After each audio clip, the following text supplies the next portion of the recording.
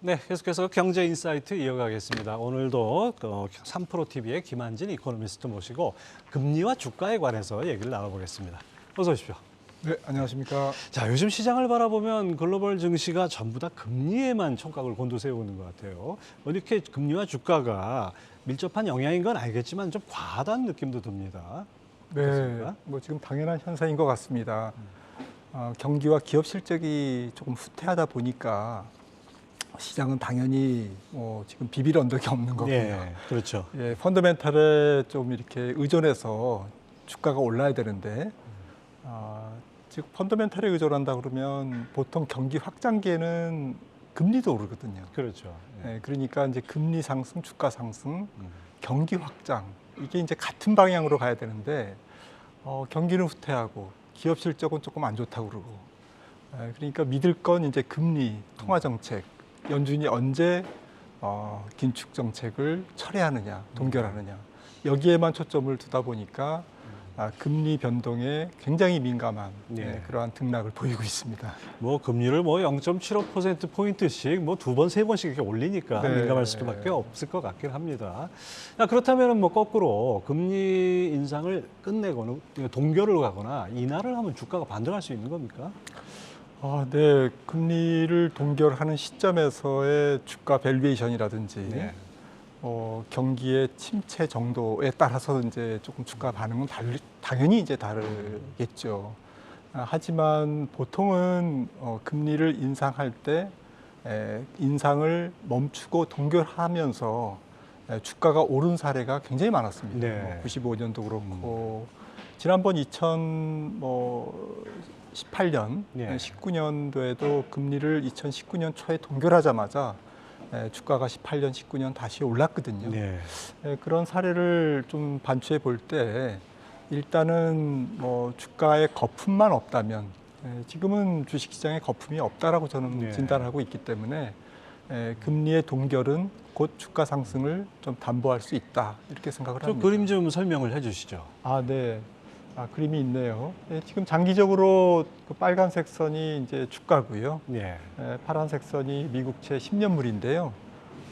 1995년부터 장기간 주가는 오르고 금리는 떨어졌다. 네. 그러면 뭐 흔히 얘기하듯이 뭐 주가와 금리는 역방향으로 간다 이렇게 볼 수 있는데 실제로 음영돼 있는 부분을 자세히 보시면 네. 주가 강세기입니다. 대표적인 95년에서 닷컴 버블 있기 전 이른바 2000년까지 골디락스라고 했던. 네. 그럴 때도 보통 보시면 특히 98년, 9년부터 2000년까지는 금리 상승, 주가 상승이었거든요. 그리고 2003년부터 2009년까지도 금리 상승, 주가 상승이었습니다. 네. 그리고 2009년 글로벌 금융위기 이후에 2009년부터 2019년까지는 실제로 주가와 금리가 좀 애매하게 움직였습니다. 네. 그러니까 이제 조금 주가가 상승할 수 있었던 가장 큰 동인이 이때는 금리가 좀 배방을 하지 않은 거죠. 네. 금리가 약간 박스권에 머물면서 주가가 금리보다는 펀더멘탈 경기에 따라서 움직이는 그런 현상을 보였습니다. 네, 뭐 우리 상식적으로는 뭐 이 금리와 주가는 반대 방향으로 움직인다 하지만은 경기라는 변수를 같이 놓고 보면 같은 방향으로 가는 것 이것이 하나의 어떤 트렌드라고 할 수 있겠네요. 결국 이제 강세 장으로 전환하려면은 기본적으로 금리 인상이 여기서 끝났다라는 시그널이 필수 아니겠습니까? 네, 그렇습니다. 지금 보신 것처럼 사실 지금은 경기가 약하기 때문에 금리가 조금 뭐 주식시장을 좀 자유롭게 해줘야 되죠. 그러려면 무엇보다도 대표 중앙은행인 미국 연방준비제도가 금리 인상을 멈춰야 되는데 이거는 뭐 사실은 물가에 달려 있지 않습니까? 그렇죠. 그래서 이번 주 FOMC 결과를 조금 봐야 되겠습니다만 아마 이번 이제 그 연준 위원들이 이번 FOMC에서는 점도표라는 것을 이제 제시합니다. 분기 말이기 때문에 제시하고 거기서 우리가 내년까지 최종적으로 얼마 정도의 금리를 올릴 거다라는 이제 뭐 스케줄을 공개를 할 텐데 제가 계산한 바로는 대체로 미국 금리가 내년 연준이 한 내년 6월까지는 금리를 올릴 것 같아요. 예. 그래서 올해 말에 4.0에서 지금 차트 보시는 예. 것처럼 제가 이제 점선으로 표시한 것은 미국 연방준비제도의 기준금리를 2025년까지 이제 추정을 한 겁니다. 일단 추정한 바로는 내년 6월에 동결할 때의 시장 금리는 한 4.5 정도로 이제 제시를 했고요.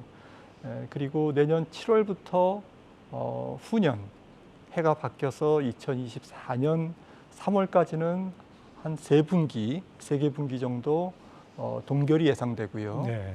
2024년 1분기 말, 그러니까 2024년 3월에 드디어 금리 인하를 네. 시작하는 이제 그런 스케줄로 잡아봤는데 그 근거는 물가입니다. 그렇죠. 물가가 미국 소비자 물가가 6% 정도에 도달할 때 아마도 동결을 할 거고 4% 이하로 내려갈 때 연준이 이제는 안도의 한숨을 쉴 때 인플레이션 억제에 대해서 안도의 한숨을 쉴 때 비로소 2024년에나 돼서야 금리를 인하할 수 있을 것이다 이렇게 봤습니다. 사실 연준이 작년에 진작 올렸어야 되는데 뒷북을 친 거 아니겠습니까? 늦장 부리다가 이렇게 됐는데 결과적으로 시장에는 압축적으로 금리를 올리다 보니까 충격이 많이 왔어요. 어쨌든 간에 이렇게 금리가 빠르게 올라가면서 가장 타격을 받는 것이 성장주들인데 지금 성장주가 추가 하락 가능성 이걸 어떻게 보십니까? 지금 좀 전에 말씀 나눈 이러한 그 금리 인상 스케줄이라든지 거기에 따른 시장 금리의 상승 또 그에 따른 성장주의 주가 압박 이런 부분들은 어느 정도는 숫자적으로 정확하게 우리가 계산할 수는 없지만 제 생각에는 한 60, 70%는 주가에 이미 반영되어 있다라고 이제 보고 있고요. 그런 관점에서 추가 반영이 조금 남아 있긴 하지만 완전히 추가로 연준의 기준금리가 4.5%까지 뛴다고 해서 지금부터 성장주들은 계속 빠진다라고 주장하기에는 조금 어려운 것이 그렇죠. 현재 나스닥 100을 구성하고 있는 글로벌 대표적인 성장주, 아마존이라든지 애플이라든지 구글 이러한 기업들이 현재 PER이 굉장히 좀 차분합니다. 그러니까 닷컴 버블이나 2008년 금융위기 같은 그러한 주가가 많이 빠질 때처럼 밸류에이션이 굉장히 좀 허무맹랑한 상태는 아니다라는 것이고요. 그런 관점에서 추가 조정은 이때 추가 조정의 폭은 조금 제한될 것이다.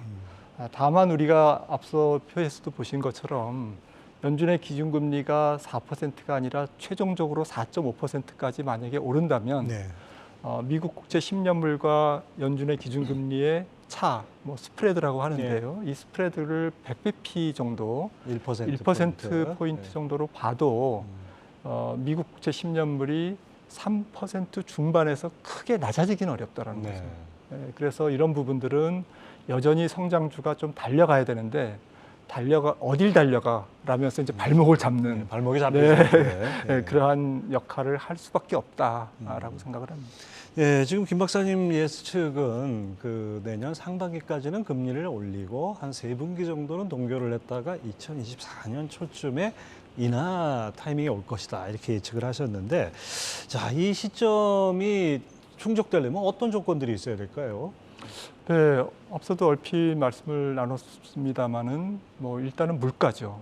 물가가 낮아져야 되는데 지금 물가가 낮아지려면 경기가 조금 더 안 좋아져야 됩니다. 이게 서로 이제 트레이드오프 관계. 그래서 서로 이제 표현이 그렇습니다. 포로 교환을 해야 됩니다.